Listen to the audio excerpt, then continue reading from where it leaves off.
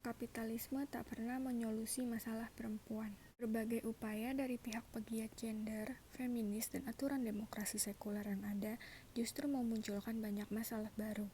Contohnya, upaya mendorong para perempuan untuk berbondong-bondong terjun ke dunia kerja hingga akhirnya abai terhadap tanggung jawab di dalam rumah tangganya, menimbulkan masalah keluarga seperti perselingkuhan, perceraian, meningkatnya angka kenakalan anak dan remaja. Sejarah mencatat kebijakan pasar bebas yang menjadi senjata andalan sistem kapitalisme yang diterapkan sejak pertemuan Bretton Woods 1944 dan terus dikukuhkan hingga sekarang melalui berbagai perjanjian internasional, nyatanya telah menjadi alat imperialisme baru negara-negara kapitalis.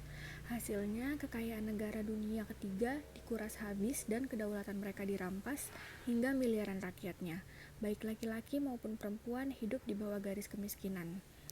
Donatur lembaga rentenir IMF juga merupakan negara-negara kapitalis yang menggagas dan menjadi motor program-program PBB semacam SDGs dan keadilan dan kesetaraan gender atau KKG.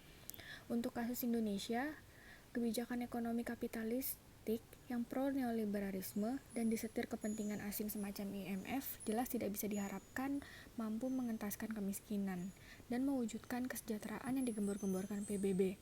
Konsep negara bangsa atau nation state semakin menambah masalah kemiskinan perempuan dan perbudakan melalui pembatasan pembagian kekayaan dan sumber daya alam. Sebelum Islam datang, bangsa Arab memperlakukan perempuan sebagai manusia yang bernilai rendah. Kaum perempuan saat itu dianggap sebagai harta benda yang bisa diwarisi. Namun Rasulullah datang membawa risalah Islam untuk menyelenyapkan semua bentuk kezaliman tersebut dan mengembalikan hak kaum perempuan. Islam juga menetapkan bagaimana seorang suami harus memperlakukan istrinya, penghargaan tinggi atas tugas-tugas perempuan juga diberikan Islam. Islam mengizinkan kaum perempuan untuk bekerja namun tidak dalam kondisi perbudakan, penghinaan, dan penindasan. Sistem Islam yang diimplementasikan secara real oleh institusi negara yaitu Khilafah Islamiyah. Kesejahteraan diartikan sebagai terpenuhnya seluruh potensi yang dimiliki manusia secara optimal.